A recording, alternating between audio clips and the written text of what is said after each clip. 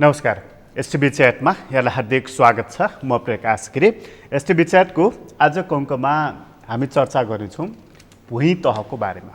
धेरै ठुला ठुला कुराहरू हामीले गरिसकेका छौँ।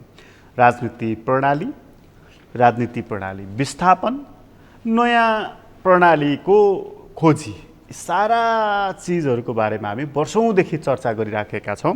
यो प्रणाली भएन, अर्को ल्यायो, अर्को भएन, अर्को ल्यायो, त्यसपछि हुन्छ कि हामीले खोजेको के हो, हामी जान चाहेको के हो, हामीलाई आवश्यकता के हो। जब प्रणाली परिवर्तनको कुरा हुन्छ, मान्छेको एउटा आवश्यकता हुन्छ। परिवर्तन भइसकेपछि प्रणाली त परिवर्तन हुन्छ, मान्छेका आवश्यकताहरू बदलिसक्छन्। प्राथमिकता बदलिसकेपछि के हुन्छ हामी सबै जानकार नै छौँ। यो अवस्थामा चाहिँ आज हामी चर्चा गरिन्छौँ भुइँ तहको कुरा चाहिँ कोही किन गर्दैनन्। यी राजनीतिक पार्टी कसका पार्टी हुन्, यिनले आवाज कसका उठाउँछन्, यिनले आवाज कसको उठाउनु पर्ने हो, यो नागरिक समाज कसको नागरिक समाज हो, यो नागरिक समाजले उठाउनु पर्ने आवाज आजको मितिमा के हो। आजको अङ्कमा चाहिँ हामी पार्टीदेखि नागरिक तहसम्मको चर्चा गर्नेछौँ। हामीसँग आज कुराकानीको लागि स्टुडियोमा डाक्टर राजेश अहिराज हुनुहुन्छ। पत्रकारदेखि प्रदेश 2 को प्रमुखसम्म भएको अनुभव भएको व्यक्ति। तपाईँलाई स्वागत छ। धन्यवाद। नमस्कार।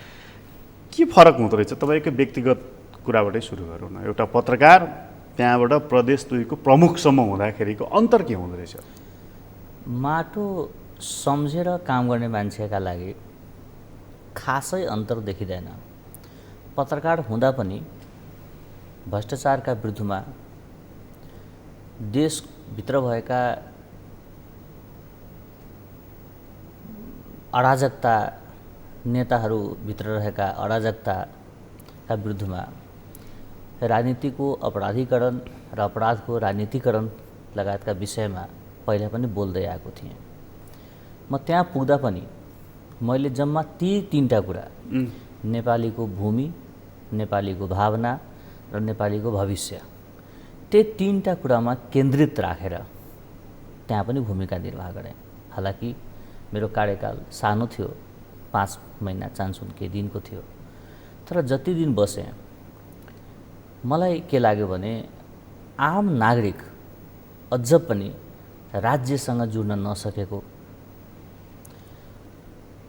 हाम्रा सीमा भावनात्मक रूपमा र वास्तविक रूपमा पूर्ण रूपमा सुरक्षित हुन नसकेको, आम नागरिकको भान्सामा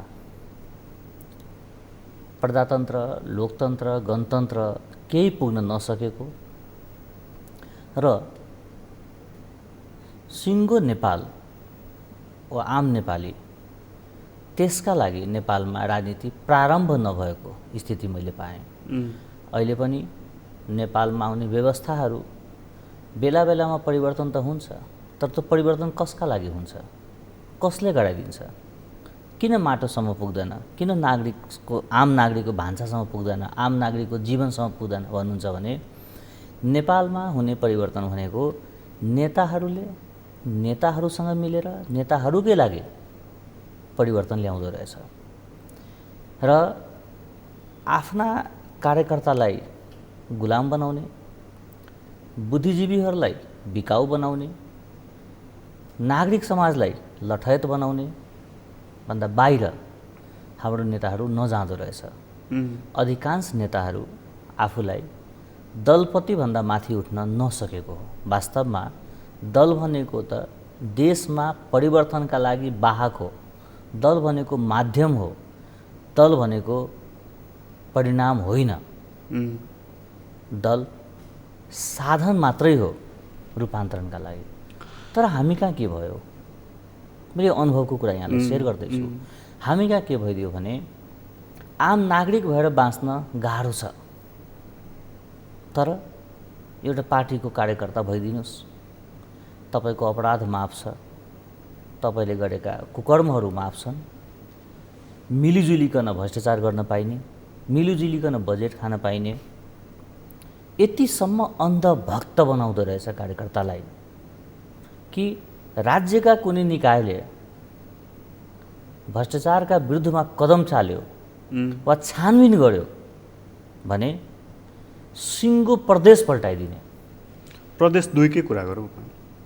अख्तियारले छापा मार्दाखेरि त्यो प्रदर्शन किन? यो त कुरा नचपाई भन्ने हो भने भ्रष्टाचार जिन्दाबाद भन्न लाज लागेर अख्तियार मुर्दाबाद भने होला। सोझो भाषामा नभए त अख्तियारको कामै हो छानबिन गर्ने। वेलकम गर्नुपर्छ, ल आउनुहोस् मेरा अरू पनि फाइलहरू हेरिदिनुहोस्। प्रदेश 2 मा लागेका के आरोपहरू छ त्यो आरोपहरू सम्पत्ति शुद्धिकरणलाई भन्नुहुन्छ कि अख्तियारलाई भन्नुहुन्छ, आग्रह गरेर बोलाएर फाइल दिएर यो क्लिन छ भनेर अख्तियारबाटै, यदि क्लिन छ भने अख्तियारबाटै क्लिन गराउन सकेको भए छवि राम्रो हुन्थ्यो नि त। त्यो प्रदेश खान दिएन, लुट्न दिएन, ठग्न दिएन, चोर्न दिएन, भ्रष्टाचार गर्न दिएन भने रोदन गर्ने हो। त्यो सुशासन हो, त्यो संघीयता हो। परिभाषित कसरी गरियो भने त्यहाँ छानबिन गर्दाखेरि चाहिँ यो संघीयताको विरुद्धमा हो, यो प्रदेश 2 को विरुद्ध, सरकारको पनि होइन प्रदेश 2 कै विरुद्धमा हो टाइपको परिभाषित। यो चाहिँ मैले बुझिनँ। यो चाहिँ यो संघीयतामा भ्रष्टाचार गर्न पाउनुपर्छ भनेर व्यवस्था भइदिएको भए भ्रष्टाचारमाथि छानबिन गर्ने निकायले यसरी छानबिन गर्दा यो संघीयतामाथिको प्रहार हुन्थ्यो। तर म लुट्न पाउनुपर्छ, म ठग्न पाउनुपर्छ, म थुत्न पाउनुपर्छ, म चोर्न पाउनुपर्छ, म छली गर्न पाउनुपर्छ भन्ने भावना बोकिसकेपछि उनलाई कसैले पनि किन यस्तो गरेको भन्दाखेरि रिस उठ्दो रहेछ। यो संघीयताको मानमर्दन हो यो खालको जुलुस। यो खालको जुलुस गणतन्त्रको मानमर्दन हो। यो खालको जुलुस सिङ्गो प्रदेशको मानमर्दन हो। यो खालको जुलुस आम मधेसीको, आम प्रदेशवासीको शिर निहुराउने खालको राजनीतिक कर्म हो। तर यो लज्जाको विषय के हो भने यो विषयमा त्यो पार्टीका अध्यक्षहरू, त्यो पार्टीका पदाधिकारीहरू आफ्नो कार्यकर्तालाई कारबाही गर्न नसक्नु, आफ्ना ती सांसदलाई कारबाही गर्न नसक्नु, आफ्ना ती प्रमुख पात्रलाई कारबाही गर्न नसक्नु, यति पनि भन्न नसक्नु कि यसले छानबिन भइराखेको छ, तपाईँले भ्रष्टाचारी भनिसकेका छैन, छानबिन हुन दिनुहोस्। अहिले के को जुलुस, के को नारा, के को घडा हो, यतिसम्म भन्न नसक्नु भनेको त्यो साइकलका पाङ्ग्राहरू केन्द्रसम्म पुगेर रहेछ नि त। सोझो भाषामा त्यसरी ती साइकलका बजेटहरू पार्टीका अध्यक्षको गोजीसम्म पुगेर रहेछ नि त। यदि अख्तियारले भोलि भ्रष्टाचारी नै प्रमाणित गर्यो अथवा त्यो जहाँ उसले छानबिन गरेको छ त्यो साइकलमा कैफियत देख्यो भनेदेखि त यो मधेस विरुद्धको षड्यन्त्र भनेर भयङ्कर हङ्गामा हुन्छ है क्या? कसैले पत्याउँदैन। अब सम्भव छैन। अब सेन्टिमेन्टको पोलिटिक्स गर्ने, होइन, मधेसलाई ठगिबस्ने, मधेसको मत लिएर केन्द्रमा बुझाइराख्ने यस्ता खालका मुद्दाको अब ग्रेभिटी छैन। यो अब धरतीपुत्र अब यसमा कुनै दम छैन। आम मधेसीहरू यो कुरा बुझ्न थालेका छन्। तपाईँ प्रदेश प्रमुख भएर जब त्यहाँ काम थाल्नुभयो, घुम्नुभयो, मैले हेरेँ तपाईँ त्यहाँ धेरै ठाउँ घुमेको डुलेको, आम सेन्टिमेन्ट चाहिँ के रहेछ? राष्ट्रियता बलियो छ त्यहाँ आम मधेसमा। तर केन्द्रीय पार्टीहरूले मधेसलाई के दिनुपर्दा उनले राजनीतिक बिचौलिया खोजिराख्ने र आम मधेसी राज्यसँग जोड्न खोज्दा त्यहाँ चाहिँ बिचौलियाहरूले आफ्नो भूमिका खोजिराख्ने यो कार्यले गर्दा ती राष्ट्रियता नदेखिएको हो। तर आम मधेसीमा जति धेरै देशप्रेम छ, जति धेरै राष्ट्रियता बलियो छ, जति धेरै अपनत्व छ यो माटोसँग, त्यो सल्युट गर्न लागेको छ। नेतामा चाहिँ नेतामा यो कुरो भइदिएको भए मधेसका युवाहरू 15,000 का लागि 20,000 का लागि दुबई जानु पर्थ्यो, कतार जानु पर्थ्यो, मलेसिया जानु पर्थ्यो, सुन उब्जाउने भूमिलाई छोडेर छाला डढ्ने गर्मीमा काम गर्नु पर्थ्यो। तपाईँले सम्झना छ संघीयता आएपछि एउटा मात्रै ठुलो उद्योग खुलेको? तपाईँले सम्झना छ पार्टीका नेताले, मधेसका नेताले चाहिँ आफ्ना कार्यकर्ताहरूलाई अब भ्रष्टाचारका विरुद्धमा लाग्नुपर्छ, सुशासनका पक्षमा लाग्नुपर्छ, अब उद्योगहरूमा हामी लाग्नुपर्छ, हाम्रा बजेटहरू, प्रदेशका बजेटहरू, सांसदका बजेटहरू अब उद्योग खोलेर हाम्रा कुनै पनि छोरा, कुनै पनि छोरी अब शरीर श्रम गर्न विदेशिनु नपर्ने गरी अब हामी एकजुट हुनुपर्छ भने कहिले सुन्नु भएको छ? छैन। यसको मतलब के हो भने यी नेताहरू घर खर्चका लागि राजनीतिमा लागेका छन्। कसैका लागि राजनीति गरिदिएको छन्। यिनीसँग मधेसको ममत्व पनि छैन भने यी पनि एक किसिमका कर्मचारी जस्ता भए, लठैत जस्ता भयो। अघि तपाईँ त्यो साइकलको उदाहरण दिँदै हुनुहुन्थ्यो नि, यो हामी प्रदेश 2बाट केन्द्रसम्म आउँछौँ। साइकलको पाङ्ग्रा चाहिँ नि जनकपुरदेखि काठमाडौँसम्म जोडिएको रहेछ भनेर। त्यो पार्टीका नेताहरूको मौनता र अख्तियारका विरुद्धमा हुने जुलुसमा देखिएका सक्रियता, यो दुईटाले साबित गरेन र मैले भन्नुपर्छ। यदि त्यही हो भने त जसमाथि आरोप लागिराखेको छ त्यो मानिसहरू कम्तीमा निलम्बित हुनुपर्ने, नभए पनि स्वैच्छिक रूपमा राजीनामा दिनुपर्ने होइन र? बाँडेर खाएको भए कसले कसलाई निलम्बन गर्छ? यो राष्ट्रिय गौरवको विषय भन्यो त्यसपछि हामीले यति गर्न सक्यौँ, यति बदमासी गर्न सक्यौँ, कसैले थाहा पाएनन् भनेर। मेरा लागि त राष्ट्रिय लज्जाको विषय हो। यो हाम्रो राजनीति यति लज्जास्पद, यति तलको, यति निराशाजनक चाहिँ किन बनिराखेको छ? बुद्धिजीवीहरू गुलाम भइदिएर हो, नागरिक समाजहरू विदेशीका पाउँ पूजक भइदिएका कारणले हो। बुद्धिजीवी गुलाम भए, नागरिक समाजहरू विदेशीका पाउँ पूजक भए, सञ्चार माध्यमहरू आइना भएन लेन्स भइदिए, पार्टीका लठयत भए सञ्चारकर्मीहरू र लज्जास्पद रूपबाट पार्टीको सङ्गठनमा देखिने गरी लाग्ने, आफ्नो पार्टीका कुनै पनि कुकर्म नछाप्ने, आफ्ना नेताका कुनै पनि गलत आचरण पत्ता नलाउन नसक्ने, नलेख्ने, जनतालाई दिग्भ्रमित गर्ने र जुन कुरा लज्जाको विषय हो त्यो कुरालाई गर्वको विषयमा लिने कि म फलानु पार्टीको फलानु पदको फलानु मान्छे हो। व्यक्तिगत आबद्धता हुन सक्छ, गोप्य मतदानमा मत दिन सक्नुपर्छ, तर डाक्टर, न्यायाधीश, सञ्चारकर्मी दलका हुँदैन, देशका हुन्छ। यिनमा लेन्स हुनु हुँदैन, आइना हुनुपर्छ। सत्यलाई सत्यको रूपमा देखाउन नसक्नु पनि असत्य हो नि। भ्रष्टाचारप्रतिको मौनता पनि देशद्रोही भूमिकामा आबद्धता हो नि। यी सबैको संलग्नता रह्यो त्यसमा, नागरिक समाजदेखि पत्रकारसम्म देखिएन त। आज भ्रष्टाचारका विषय उठ्दा तपाईँ हामीमा कति धेरै भ्रष्टता देखिन्छ, तर सामान्य रूपबाट तर हामीसँग निकायहरू छन् नि, तिनका काम के त? अख्तियारदेखि तपाईँको सतर्कता केन्द्रदेखि सम्पत्ति शुद्धिकरणदेखि सार्वजनिक लेखा समितिसम्म यिनका काम के हो? यिनले ल्याएको रिपोर्टमाथि बुद्धिजीवीको भूमिका के, यिनले ल्याएका मुद्दामाथि नागरिक समाजको भूमिका के हो तपाईँले सम्झना छ? आजसम्म तपाईँसँग म कुरा गरिराख्दा यहाँ देखिएका द्वन्द्व उद्यमीको भूमिकामा रहेका नागरिक समाजका अगुवाहरू जो घण्टा पछि ट्विट गर्छन्, उनीहरूको समूह प्रदेश 2मा गयो। यो अख्तियारको विरुद्धमा नारा नलगाऊ, यो एउटा राज्यको संस्था हो, भ्रष्टाचारको छानबिन भइराखेको छ, यिनलाई भ्रष्टाचारी भनिसकेका छैन, छानबिन हुन देऊ भनेर नागरिक समाज थानकोट कट्यो? कटेन। यहाँका बुद्धिजीवीहरू प्रदेश 2मा एउटा मात्र दल छैन, आम नागरिक पनि बसिराखेको जसको खुट्टामा चप्पल छैन, उनको शिर निहुरिने गरी त्यहाँ भूमिकाहरू निर्वाह भइराखेको छ। उनको आत्मसम्मानमा ठेस पुगिराखेको होला यो खालको आन्दोलनले। यसरी नहोस् भनेर कुनै आर्टिकल पढ्नुभयो? यहाँ देखिएका मधेसी मूलकै बुद्धिजीवीहरू सामूहिक रूपमा बालुवाटारमा गएर यो भ्रष्टाचारका विरुद्ध आन्दोलन छानबिन गर्न नपाउने खालको दबाब, अख्तियारमाथि नै भइराखेको एक खालको मानसिक दबावका विरुद्धमा राज्यको भूमिका हुनुपर्छ, प्रधानमन्त्रीको भूमिका हुनुपर्छ भनेर 1 सेकेन्ड खर्च गरेको कहीँ सम्झिनुभयो? छैन। अनि कुरा प्रमाणित गर्नुपर्छ र।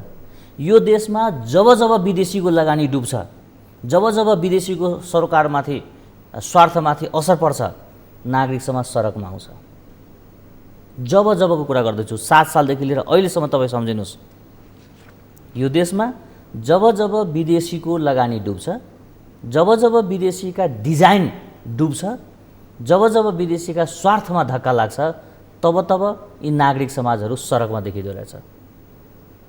नागरिक समाजले दुबई, कतार, मलेसियामा जाने युवाको लासको बारेमा किन बोल्दैन? नागरिक समाजले यो देशको शिक्षा निःशुल्क हुनु पर्यो, स्वास्थ्य निःशुल्क हुनु पर्यो। नेपाल जस्तो देश पनि गरिब हुन्छ? यहाँ प्रकृतिको यति धेरै खनिज छ, यहाँ प्राकृतिक सौन्दर्यता यति धेरै छ, यति सिङ्गो हिमाल हामीसँग छ, पानीका स्रोत हामीसँग छ। यो देशमा त नागरिकले 1 पैसा कर नतिरेर अरबपतिको जीवन बिताउनु पाउनु पर्थ्यो हरेक नागरिकले। आज त कर त सबभन्दा हामी तिरिरहेका छौँ। तपाईँ हेर्नुहोस्, बेरोजगारीको सवालमा, महँगीको सवालमा बोलेको छैन नि। भनेपछि नागरिक समाजले नागरिकका मुद्दा उठाउँदैन। तपाईँको भनाइ सापट्टि लिने हो भने विदेशीका स्वार्थमा जब धक्का लाग्छ त्यसपछि ऊ रक्षा कवच बनेर सडकमा आउँछ, त कसरी नागरिक समाज हुन्छ? यो त अर्धनागरिक समाज हो। नागरिक त नेपाली छ, नेपालीत्व कम छ। नागरिक समाजले गरेन भने पनि मूल काम त यो राजनीतिक पार्टीहरूको हो नि त। निगरानीकर्ताको काम कसको हो?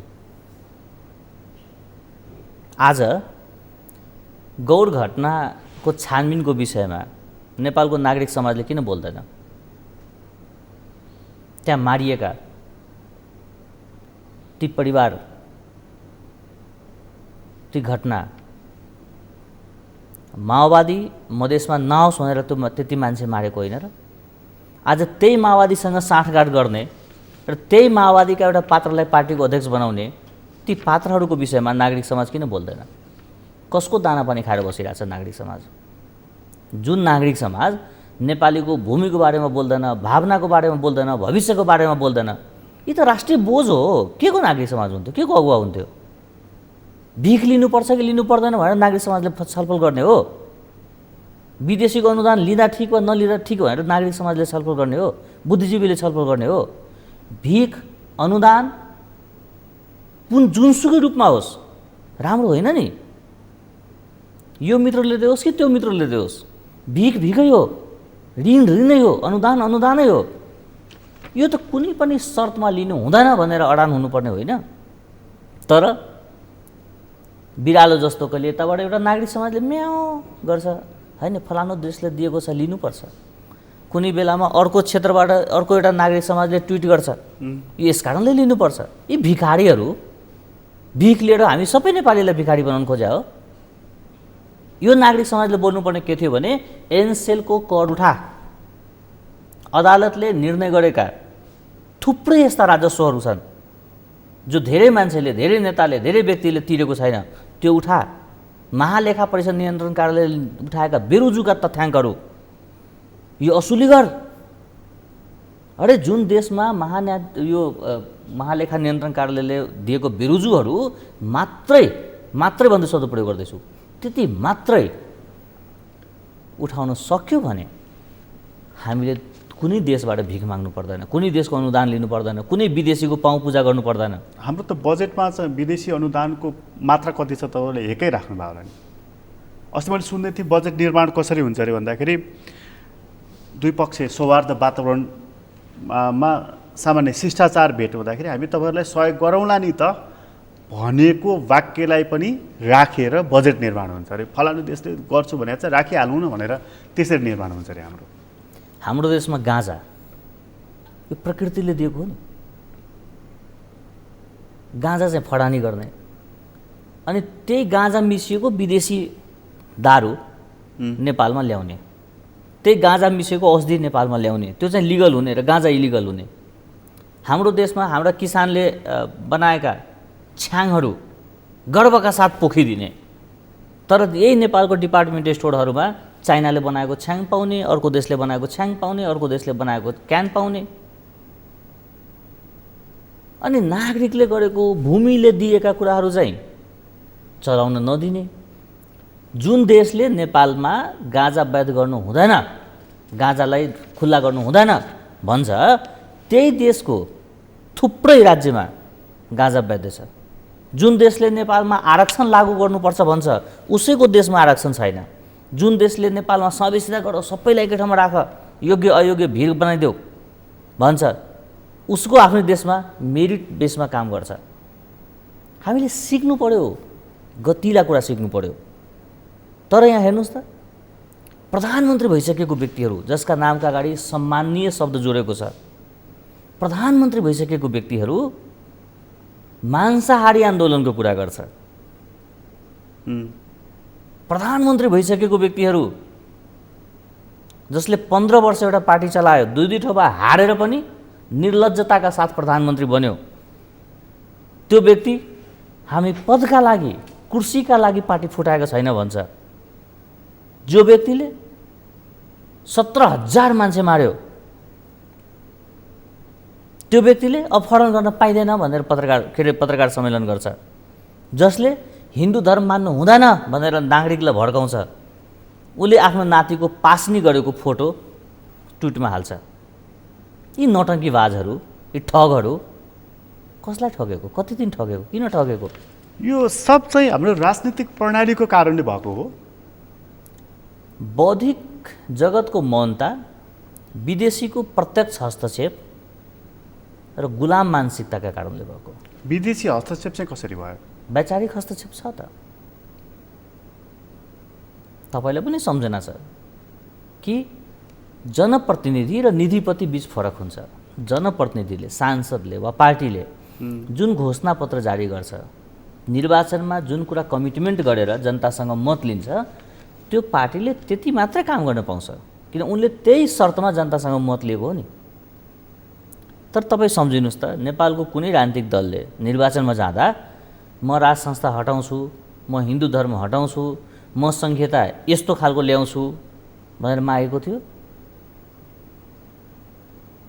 अनि चुनावमा जाँदाखेरि एक थरी बोलेर आउने, जितेर आएपछि अर्को थरी गर्ने, यो कसको लागि गरेको, कसको इसारामा गरेको, किन गरिदिएको? जनताले मागेको कुरा हो के जनमत सङ्ग्रह गर्नु पर्थ्यो? चुनावमै जाँदाखेरि उनले त्यो एजेन्डा राख्नु पर्थ्यो। राष्ट्रियताका सवालमा जनमत सङ्ग्रह गर्नु हुँदैन, यसले जनता बाँडिन्छ। सधैँका लागि जित र हारमा जनताको भावना परिणत हुन्छ र राष्ट्रियता कमजोर हुन्छ। यसमा विदेशी हस्तक्षेप कसरी जोडियो? यो त त्यही पार्टीका अध्यक्षहरूले नै बोल्न थालेको छ त, मैले बोलिदिनुपर्छ? अधिकांश अध्यक्षले आफैले बोल्दैछ, फलानुले गर्यो, उसले फलानले गर्यो भन्छ। हामी त सबै सुनेर बसिरहेका छौँ। उनीहरू हरेक दिन कुरा फेरिरहेका छन्। इमान धर्म छैन, फेरिहाल्छ नि। उनी देशका लागि राजनीति गरे होइनन्। तपाईँ सम्झिनु न, यो सामान्य, मैले सामान्य कुरा गर्छु। पार्टीका हजारौँ हजार कार्यकर्तालाई हरेक पार्टीले बोलाइराखेको छ। कुनै पार्टीको कुनै नेताले आजसम्म कुनै दिन भाषणमा विद्यालय बन्द हुनु हुँदैन, शिक्षकहरू विद्यालय छोडेर गएको छ भने तपाईँले त्यहाँ तैनात हुनुहोस् भनेको सुन्नु भएको छ? कुनै पार्टीको कुनै अध्यक्षले भाषणमा तपाईँहरू जुन जुन गाउँपालिकामा हुनुहुन्छ, नगरपालिकामा हुनुहुन्छ, त्यहाँ भ्रष्टाचार हुन नदिनुहोस्, आफ्नै मान्छेको पार्टीको मान्छेले पनि भ्रष्टाचार गर्दा त्यसलाई सार्वजनिक गर्नुहोस्, कारबाही गर्नुहोस्, अख्तियारलाई सघाउनुहोस्, सम्पत्ति शुद्धिकरणलाई सघाउनुहोस् भनेर सुन्नु भएको छ? कुनै दिन कुनै पार्टीको छलफलमा, केन्द्रीय नेताको छलफलमा अब हामी भ्रष्टाचारका विरुद्धमा एक ढिक्का हुन्छौँ, अब हामी चरित्रहीनता बोकेका व्यक्तिहरूका विरुद्धमा एक ढिक्का हुन्छौँ, कहिले सुन्नु भएको छ? अहिले देखिएका सरकारको सर्वदलीय बैठकमा तपाईँले कुनै दिन छलफलको विषय बन्यो? सुशासनका कुरा, भ्रष्टाचार विरुद्धका कुरा, पार्टीभित्र रहेका भ्रष्टाचारीहरूका कुरा बन्यो? बनेको छैन। किनभने मिलेर लुट्ने, छुट्टिएर रुने, यो डेमोक्रेसी होइन नेपालमा आएको, यो त क्लेप्टोक्रेसी हो, विशुद्ध क्लेप्टोक्रेसी हो। यो भ्रष्टाचार गर्छु भनेर पनि त उहाँहरूले भन्नुभएको छैन नि। यति धेरै मुद्दाहरू हुन्छ, जुन मुद्दा उठाए पनि हुन्थ्यो नि। के अहिलेको सरकार क्यान्टोनमेन्टको मुद्दा समाधान गर्न सक्छ? वाइड बडीको मुद्दा समाधान गर्न सक्छ? कम्तीमा एउटा चिजलाई त उसले अस्ति भर्खर इच्छाराज तामाङजीलाई त लगेर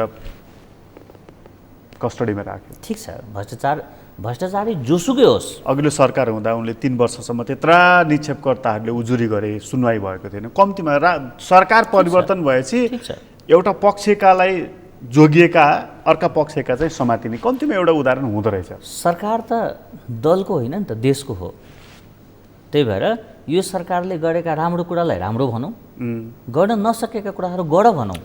यो भ्रष्टाचार चाहिँ मा सुन्ने सहनशीलता भने चाहिँ हामीले थुप्रै पटक सुन्यौँ नेताहरूले। यो शून्य सरोकार भन्ने अब सुन्दा ठिक लाग्थ्यो कि मलाई। नेताहरूले भाषणमा भ्रष्टाचारमाथि शून्य सहनशीलता भन्नुभन्दा भ्रष्टाचारमाथि शून्य सरोकार भनिदिएको भए टन्टै साथ। कम्तीमा मलाई चाहिँ सुन्नमा ठिक लाग्थ्यो। तपाईँ हेर्नु न, पार्टीको अघि तपाईँले कुरा गर्नुभएको थियो, हाम्रा पार्टीमा लागेका युवाहरू, पार्टीका कार्यकर्ताहरू, बुद्धिजीवीहरू, महिलाहरू, बौद्धिक सङ्गठनहरू, यिनीहरूको छलफल कुन तहमा हुन्छ? के यिनका छलफल शिक्षाका लागि, स्वास्थ्यका लागि, गरिबीका विषयमा, बेरोजगारीका विषयमा, महँगीको विषयमा, पानीका विषयमा, रोजगारीका सवालमा कहिले हुन्छ? हुँदैन। के हुन्छ? किन हुँदैन? किनभने पार्टीका नेताले आफ्ना कार्यकर्तालाई गुलाम बनाएको छ, लठैत बनाएको छ। के भन्छ भने हामीले जे गर्दैछौँ चुप, अर्काले के गर्छ बोल। तर तिनीहरू त पढे लेखेका छन्, कलेजसम्म पढेका छन्, देखेका छन्, आजको 21औं शताब्दी देखेका छन्, उपभोग गरेका छन्। आज त हातैमा संसार, सूचना हातैमा छ। अनि लठै त भयो, अलि पर पुगेपछि त मैले गल्ती गरेँ भन्ने त्यो आत्मज्ञान प्राप्त हुँदैन? थाहा छैन मलाई। भइदिएको भए त देश त स्वर्ग हुन्थ्यो। भनेपछि तिनीहरू विशुद्ध लठैत हुन्, अथवा अर्को भाषामा भन्दाखेरि टाप लगाएको भन्छ, घोडा भन्छन् नि, यसरी यता मात्र हेर्ने, त्यस्ता हुन्।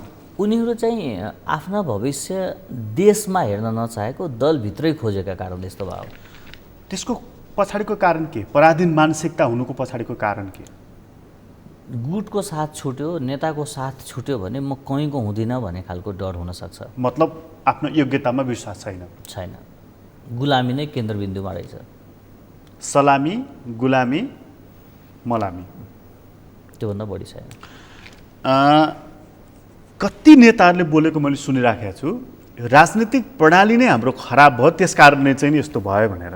उहाँहरू मेरो कारणले भयो भनेर जिम्मा त लिनुहुन्न, अहिलेसम्म देखेकै छैन मैले त्यो। तर कम्तीमा पनि उहाँहरू प्रणालीलाई दोष लगाइराख्नु भएको छ। यो प्रणाली अथवा अघिल्लो प्रणाली अथवा अब आउने प्रणाली, यी प्रणालीकै कारणले हो त हाम्रो चाहिँ नि यो अविकास, यो अव्यवस्था, यो कुशासन, यो निराशाको पछाडि। म बिल्कुलै मान्दिनँ यो कुरा। यो त के हो भने आफूले सकुन्जेल थुत्यो, लुट्यो, ठग्यो, अब चाहिँ अर्को लुगा लाएर फेरि ठग्ने भनेर प्रयोजन हो। नभए तपाईँ सम्झिनुहोस्, एकैजना व्यक्ति 2040 सालदेखि लिएर अहिलेसम्म पार्टीको अध्यक्ष छ। कुन कुन प्रणाली उसले बेहोर्यो र उसले पार्टीलाई के दियो, देशलाई के दियो? एकैजना व्यक्ति एकचोटि पार्टीको अध्यक्ष भइसकेपछि अरू व्यक्तिलाई, अरू आफू पछिको मान्छेलाई दिँदैन। उनमा यति धेरै अहम छ कि भाषणमा के भन्छ भने सबैलाई समेट्ने खालको मान्छे कोही पनि छैन। यसको मतलब के हो भने त्यो व्यक्तिले 50 वर्षको राजनीतिमा एकजना मान्छे जन्माउन सकेन भने त्यस्ता अयोग्य मान्छेको पछि कसरी मान्छे लागेको होला? जसले आफ्नो जीवनको 50 सालको राजनीतिमा आफूभन्दा राम्रो, आफू सरहको एकजना मान्छे बनाउन नसकेको कुरा निर्लज्जताका साथ स्वीकार्छ भने त्यसको पछि पनि मान्छे लाग्छन्, लागिराखेका छन्। एउटा निर्वाचनमा हारिसकेको व्यक्ति अर्थात् जनताले उनलाई पराजित गरिसकेपछि त्यो जनमतको मानमर्दन हुने गरी झ्यालबाट अर्को सभामा छिर्ने सांसदले घन्टौँ नैतिकताको भाषण दिँदो रहेछ र मान्छे सुन्दो रहेछ। त्यो निर्वाचनको मानमर्दन होइन, त्यो मतदाताको मानमर्दन होइन। अनि गणतन्त्रको कुरा पनि गर्ने, जनमतको मानमर्दन पनि गर्ने, अनि ज्ञान पनि बाँड्ने। वाह! पब्लिकमा पनि यो दोहोरोपन छ कि जस्तो चाहिँ कुनै समय नेपोलियनले भन्थे रे, यो रोमको चाहिँ जनता कस्तो छन् रे भन्दाखेरि हरेक रातबाट बिहान उठ्दाखेरि चाहिँ एउटा म्याजिक चाहिँ देख्न चाहन्छन् यिनीहरू। त्यसरी म्याजिक अथवा चमत्कार त के हुन्छ र भन्थे रे। हामीमा पनि त्यस्तै समस्या छ। हिजो मात्रै व्यवस्था परिवर्तन भएको र आज मात्रै हामीले कुरा गरिराख्दा त्यो गुण हामी पनि छ कि जस्तो भन्न सकिन्थ्यो। व्यवस्था परिवर्तन भएको कति वर्ष भइसक्यो? के भयो? राष्ट्रिय स्तरको कतिवटा अस्पताल खुल्यो, कतिवटा राष्ट्रिय राजमार्ग खुले, कतिवटा उद्योग खुल्यो, कतिवटा गतिला खालका विश्वविद्यालयहरू खुले। कार्यकर्ता भर्ती केन्द्र गरी होइन, गतिलो खालको नागरिकलाई शिक्षा दिने। मलाई तपाईँले नेपालभरिमा एउटा गाउँपालिका बताइदिनुहोस् जो 100% भ्रष्टाचार मुक्त होस्। एउटा जुनसुकै पार्टीले नेतृत्व गरेको भए पनि हुन्छ छ। मलाई तपाईँले एकजना नागरिक समाजको नाम बताइदिनुहोस् जसलाई सिङ्गो देशले श्रद्धा गरेको होस् र भन्नुहोस् कि उहाँ कसैको पक्षमा होइन, कसैको अभावमा, प्रभावमा, दबावमा होइन, उहाँ सच्चा नेपाली नागरिक समाज हुनुहुन्छ, उहाँ देश र जनताको लागि बोल्नुहुन्छ। बताइदिनुहोस् मलाई। मभन्दा अग्रज थुप्रै हुनुहुन्छ, म उहाँको अपमान गर्न खोजेको होइन। मलाई तपाईँ राज्यका एउटा निकाय बताइदिनुहोस् जहाँ भ्रष्टाचार हुँदैन, र मलाई एउटा नेता बताइदिनुहोस् जसले यो कुराको विरुद्धमा बोलेको होस्। घरको भित्तामा चाहिँ कसको तस्बिर राख्नु जस्तो लाग्छ तपाईँलाई? म त राष्ट्र निर्माताको तस्बिर राख्छु, पृथ्वीनारायण शाहको तस्बिर राख्छु।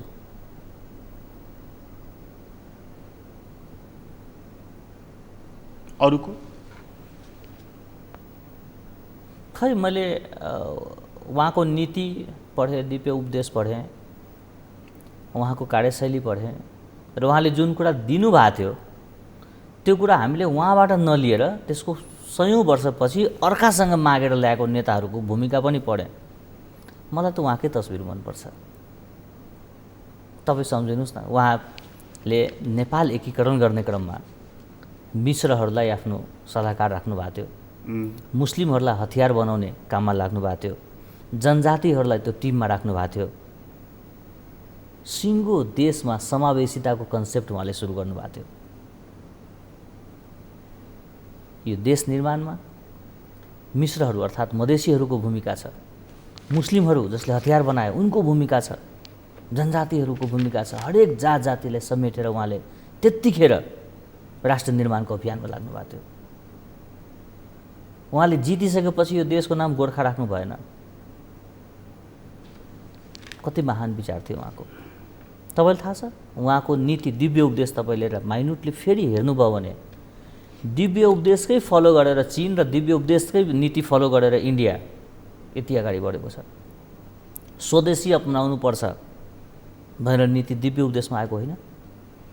त्यसको कति पछि भारतमा विदेशी सामान बहिष्कार गर्नुपर्छ भनेर आन्दोलन सुरु भयो। विदेशी छिर्न दिनु हुँदैन भनेर दिव्य उपदेशमा भने होइन। त्यसको कति पछि चीनले विदेशीले छिर्न नदिएको। हामी आयात गर्नुपर्छ भनेर दिव्य उपदेशले भने होइन। त्यसको कति पछि चीनले पर्खाल लगाएर हामी बाहिरबाट सामान आउन दिँदैनौँ, यी उत्पादन गर, जे छ त्यही खाएर बस भन्ने नीति ल्याएको। दिव्य उपदेशका कुराहरूलाई हामीले समेट्न नसकेको, बुझ्न नसकेको, बुझाउन नसकेको, तर त्यसका सयौँ वर्षपछि एउटा विदेशीले आएर इन्क्लुजन राख्नुहोस् भन्यो, अर्कोले आएर रिजर्भेसन राख्नुहोस् भन्यो, अर्कोले आएर एउटा कुरा राख्नुहोस् भन्यो, अर्कोले आएर अर्को कुरा राख्नुहोस् भन्यो। हामीले तिनलाई चाहिँ ढोग्यौँ। तर राष्ट्र निर्माताले दिनुभएको अमृत बानीहरू उनले कतिसम्म गर्नुभयो भने यहाँ काठमाडौँ आउँदाखेरि उहाँले कुमारी पुज्नुभयो भनेपछि यहाँको सभ्यता, यहाँको संस्कृतिलाई ढोग्नु पनि। उहाँले मेरै परिवारबाट कुमारी हुनुपर्छ त भन्नु भएन नि। आजको नेता भइदिएको भए त्यो कुमारीलाई हटाएर आफ्नो छोरीलाई कुमारी बनाउँथ्यो। त्यसलाई भौगोलिक एकीकरण मात्र थियो भन्नेहरू पनि छन् नि यो भूमि, होइन? यो भूमिमा त कस्तासम्म छन् भने जसले नेपालको 1 इन्च माटो जोडिदिएको छैन, नेपाल निर्माणमा, नेपालको विकासमा, नेपालको वैचारिक क्रान्तिमा जसको कुनै भूमिका छैन, तिनका तस्बिर भित्ताभरि टाँस्ने पात्रहरू पनि छ। यी बहुरूपियाको कुरा गरेर किन समय खेर फाल्ने? किन गर्छन् उनीहरू त्यसो? दाना पानीको सवाल हो, डर होला, नेपाल लुटेर विदेशमा पैसा जम्मा गरे होला, बस्न यहीँ परेको छ, मत यहीँका जनताले दिनु परेको छ, त सेवा चाहिँ किन यहाँको जनताको नगर्ने? यति धेरै कुकर्म, यति धेरै अपराध, यति धेरै हत्या, हिंसा, लुट, बलात्कार गरिसकेका छन्, यति धेरै गैरकानुनी गतिविधिमा संलग्न छन् कि उनलाई डर छ कि कहीँ अन्तर्राष्ट्रिय शक्ति सन्तुलन भयो भने म जाने जेलमै हो। भयले यो डर कसलाई देख्नुहुन्छ? म त अधिकांश नेतालाई हेर्छु, म व्यक्तिको नाम तोक्दिनँ, तर अधिकांश नेतालाई हेर्छु। भनेको नभए जुन राजनीतिको देशमा भनेको शीर्ष तहमा रहेका अधिकांशलाई यो डर छ। जुन देशमा गाग्री चोडेको मान्छे जेलमा बस्छ, त्यो देशमा हत्या गरेको मान्छेको लागि सत्य निरूपण आयोग खुल्नुपर्ने हो। राजनीति र अपराध फरक होइन। क्रान्ति भनेको हत्या हो, नागरिक हत्या हो क्रान्ति भनेको। यदि यही व्यवस्था स्वीकार्नु थियो भने मान्छे किन मारेको? यदि मान्छे मारेर यो व्यवस्थामा आयो भने सजाय किन नभोगेको? राजनीतिको अपराधीकरण र अपराधको राजनीतिकरण भइराख्नु पर्ने। यतिले पनि पुगेन, अर्को क्रान्ति चाहियो रे, यस्तै खालको मांसाहारी क्रान्ति चाहियो रे। तर त्यो मांसाहारी क्रान्तिमा उनको परिवार शहीद हुनु भएन रे, उनका छोरी चेलीहरू टिकटक बनाएर बस्छ रे, जनताको छोरीको बलात्कार हुनुपर्ने। उनका परिवारका मान्छेहरू नाति खेलाएर बस्ने, छोरी विदेश पढ्ने, जनताको छोरीको हातबाट पुस्तक खोसेर बन्दुक दिइदिनु पर्ने रे। ऊ चाहिँ महान विद्वान रे, महान क्रान्तिकारी ने। त्यो समय आउँछ जब नेपालीको आवाज बाहिर आउँछ, आम युवाहरू बोल्न थाल्छन्। यिनीहरूलाई भाग्ने ठाउँ हुँदैन, लुक्ने ठाउँ हुँदैन, कुनै विदेशीले शरण दिँदैन। त्यो समय आउँछ। अफगानिस्तानको राष्ट्रपति भाग्या जस्तो यिनले त भाग्न पनि पाउँदैन भाग्न। गल्ली गल्लीमा लखेटिन्छन्। यिनी आफ्नो मात्र होइन, यिनी आफ्नो वंशका विरुद्धमा राजनीति गर्दैछन्। यो राजनीति हो कि अघि तपाईँ क्लिप्टोक्रेसी भन्दै हुनुहुन्थ्यो, यो राजनीति हो कि अरू नै केही चिज हो? कतिपयले गिरोहतन्त्र भनिरहेका छन्, कतिपयले नेतातन्त्र भनिरहेका छन्। अब नाम पनि विभिन्न कोइन भइरहेका छ, नाममै पनि के जाउँ, तर खासमा यो हो के? यो राजनीति त बिल्कुलै होइन। किनभने ढुक्कले भन्न सकिन्छ, किनभने जहाँ राजधर्म पालन हुँदैन त्यहाँ राजनीति हुँदैन। राजनीतिको स्रोत भनेको राजधर्म हो। तपाईँले म एउटा उदाहरण दिन्छु, यसलाई तपाईँले दर्शकले स्वार्थको रूपमा नहेरिदिनु होला। जो नेताले यसभन्दा अघिल्लो सरकारले संसद विघटन गरिदियो, हामीले 5 वर्षको कार्यकाल पुरा हुन दिएन, हाम्रो कार्यकाल 5 वर्षको हो, जनताले 5 वर्षको लागि पठाएको छ, हामीले कार्यकाल पुरा गर्न पाउनुपर्छ भनेर सक्कलै नागरिकता बोकेर अदालत गएको थियो नि, हो?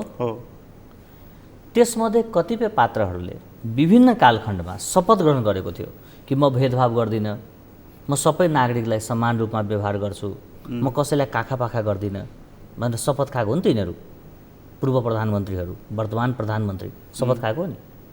यदि काखापाखा गर्दिनँ भनेर शपथ खाए र मेरो कार्यकाल पुरा हुन सकेन, लौ न कार्यकाल पुरा गराइदिनु पऱ्यो भनेर सर्वोच्चमा गएर कार्यकाल पुरा गराए, त्यही व्यक्तिको सरकारले राजदूतहरूको कार्यकाल पुरा हुन दिइराखेको छैन, मेरै कार्यकाल पुरा हुन दिएन। अरू विभिन्न ठाउँमा नियुक्त भएका नेपालीहरू जसले कुनै अपराध गरेको छैन, तिनलाई फटाफट फिर्ता बोलाउँदैछ, टेन्डर निकाल्दैछ। यो ठगेको होइन? उनको कार्यकाल पुरा भएन भने सर्वोच्चमा गएर कार्यकाल पुरा गराउने र उही पदमा पुगेपछि अर्काको कार्यकाल पुरा हुन नदिने, यो बेमानी होइन? शपथ खाँदा बेला म कुनै नेपालीसँग भेदभाव गर्दिनँ भन्ने, पदमा पुग्ने केही दिनदेखि भेदभाव सुरु गरिदिने, यो राजनीतिक अपराध होइन? अघिल्लो सरकारले पनि त्यही गर्यो नि। ठिक छ, अघिल्लो सरकारले गर्यो, त्यसैको निरन्तरता गरिदिनु हो त। परिवर्तन के का लागि चाहियो? अघिल्लो सरकारले गरेको मान्छेलाई हटाउने, आफ्नो मान्छे भर्ने, त्यो परिवर्तन हो? यो प्रदेश प्रमुख अदलाबद्ली भएको चाहिँ यो खरदार सुब्बा अदलाबद्ली भयो जस्तो देख्दाखेरि चाहिँ मलाई प्रदेश भन्ने चिज चाहिँ नेपालमा टिक्दैन जस्तो लाग्दैछ। होइन, कुनै अपराध गरेको छ, कुनै खालको गम्भीर राष्ट्रविरोधी भूमिकामा छ, वा कुनै त्यस्तो काम जुन प्रदेश प्रमुखले गर्नु हुँदैन, त्यस्ता छ भने तिनलाई स्पष्टीकरण सोधेर चित्त बुझ्दो स्पष्टीकरण आएन भने उनलाई फिर्ता बोलाउनु ठिक हो। तर जुन तरिकाले व्यवहार गर्छ र त्यो पनि त्यो व्यक्तिले जो अदालत गरेर कार्यकालको लागि थमौती गरेर आएको छ, जसले राष्ट्रपतिका शपथ खाएको छ, अनि यस्ता बेमानलाई हामीले नेता मानिदिनु पर्ने? अब यो नेता र राजनीति दुवै, नेता पनि होइनन्, यो राजनीति पनि होइन, तपाईँ जुन भन्दै हुनुहुन्छ नि, अहिले भइराखेको चाहिँ के हो त? यो भस्मासुरको खेल हो। अब यिनीहरू सामूहिक रूपमा सिद्धिन्छ। कसरी? जुन बाटोमा हिँडेछन्, जुन खालको राजनीति गरेछन्, र जसरी विश्वभरिबाट नेपालीहरूले नेपाललाई हेर्दैछ,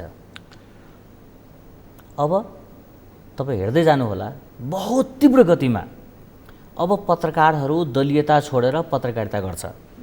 अब वकिलहरू दलीयता छोडेर पत्रकारिता गर्छ। हिजोसम्म नेताले न्यायाधीश बनाउँथ्यो, अब न्यायाधीशले मन्त्री बनाउन थाल्यो नि, सुरु भयो। हिजोसम्म नेताले मिडिया खोलिदिन्थ्यो, अब खुलेका मिडियाहरू वा पहिला रहेका मिडियाहरू अब सचेत भएर नागरिकको लागि काम गरेर स्रोत देशभित्र खोज्न थाल्यो नि। अब बुद्धिजीवीहरू बिस्तारै बिस्तारै तपाईँ हेर्नुहोला, आइनाको जस्तो बात होइन, मर्नुपर्छ, यही माटोमा गाडिनुपर्छ, म पछि मेरा सन्तानले देशमा शिर ठाडो परेर बाँच्न पाउनुपर्छ, मैले आफ्नो सन्ततिका लागि केही छोडेर जानुपर्छ, सकारात्मक कुराहरू, त्यो खालको भाव पुनर्जागरण र त्यसलाई तपाईँले देशभक्तिको रूपबाट हेर्न सक्नुहुन्छ। र यस्तो युवाहरू देशभरि अगाडि आउँदैछन्, बडा तीव्र गतिमा आउँदैछ। अब नेतालाई भाषणको भरमा, उनका क्रान्तिको भरमा, उनले मञ्चमा रोएको भरमा, मलाई त यस्तो गर्न मन लाग्यो भनेको भरमा अब पछि लाग्दैन। यही चुनावमा देखिन्छ त्यसको परिणाम। सुरुवात यही चुनावबाट हुन्छ। त्यो भने चाहिँ नि चुनावबाटै परिवर्तन हुने तपाईँ कुरा गर्दै हुनुहुन्छ कि क्रान्ति मार्फत परिवर्तन हुने कुरा? यो देशमा कहाँ क्रान्ति भएको छ हो? 4 जना नेता बसेर बनाएको दस्तावेज क्रान्तिको दस्तावेज हो। 10 जना मान्छे जुलुसमा निस्केको भरमा क्रान्ति भएको छ। नेपालमा त 77 जिल्ला छ नि। 7 सालदेखि लिएर अहिलेसम्म नागरिक संलग्न भएर ल्याएको परिवर्तन कुन चाहिँ हो? प्रणाली विस्थापन हुने देख्दै हुनुहुन्छ? मैले अघि पनि आग्रह गरेँ यहाँलाई कि यी नेताहरू यदि यस्तै जीवनशैलीमा बसिराख्ने हो कि देश लुटेको पैसालाई विदेशमा थन्काउने, बोरामा कुइन लागेको पैसाहरूलाई हैन ब्ल्याक मनीलाई व्हाइट गर्ने कानुन बनाउने, आफ्नो परिवारको 20 जना 30 जना मान्छेलाई विभिन्न ठाउँमा नियुक्ति गर्ने, शहीदका परिवार, घाइतेका परिवारहरू बिजोग पाराले बसिराख्ने, आम योद्धा जसले माओवादीका लागि ज्यान अर्पण गर्यो, त्यस्ता व्यक्तिहरूप्रति कुनै सम्मान नहुने, कुनै लगानी नहुने, कुनै सोच नहुने र आम मान्छे जसले जिउमा गोली बोकेर हिँडिराखेको छ, जो अपाङ्ग छ, उसलाई वीर अस्पतालमा उपचार नहुने, तर नेतालाई पखाला लागेको भरमा नेपालभन्दा बाहिर सरकारले उपचार गराइराख्ने। यसले गर्दा नेताप्रतिको सदा सम्मान गुम्छ।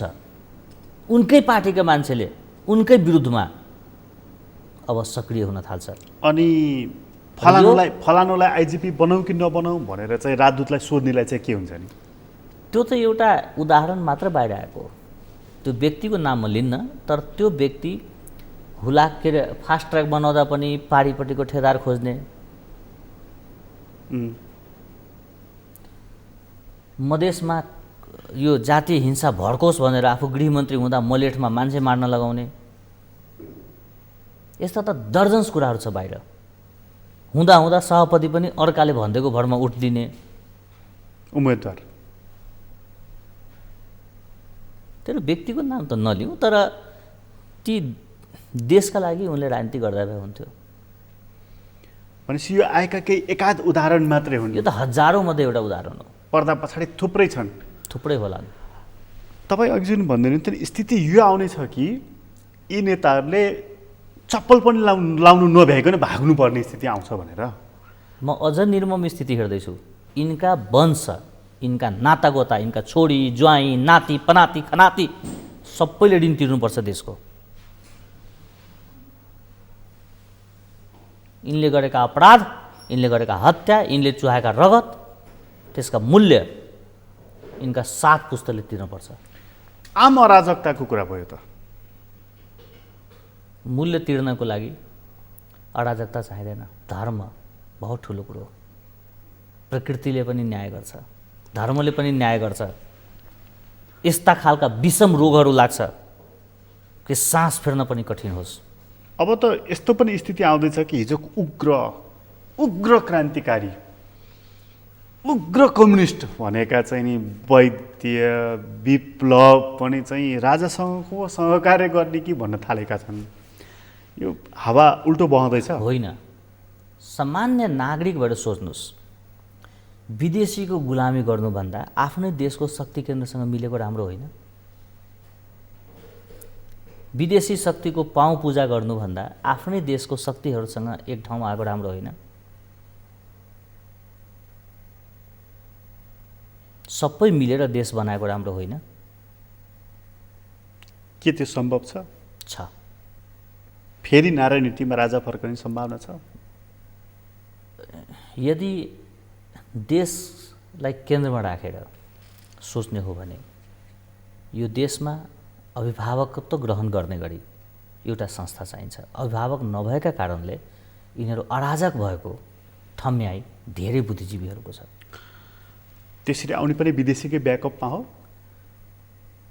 यी नेताहरूले नै बाध्य भएर संरक्षण खोज्न त्यहाँ पुग्छन्, किनभने विदेशीहरू ठगिनसम्म ठगिसके।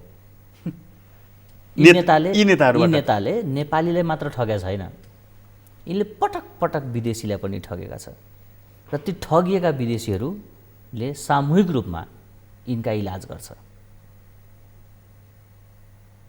तपाईँ ढुक्क हुनुहोस्, यो पुण्य भूमि हो नेपाल, यहाँ राक्षसहरूको राज धेरै समय चल्न सक्दैन।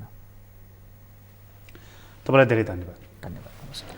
आदरणीय दर्शकबिन, तपाईँलाई पनि धन्यवाद। आज हामीले कुराकानी गऱ्यौँ डाक्टर राजेश अहिराजसँग। उहाँसँगको कुराकानी अहिलेलाई यति नै। एसटिभी च्याटबाट म प्रकाश गिरीलाई बिदा दिनुहोस्। सगरमाथा टेलिभिजन हेर्दै गर्नुहोला। नमस्कार।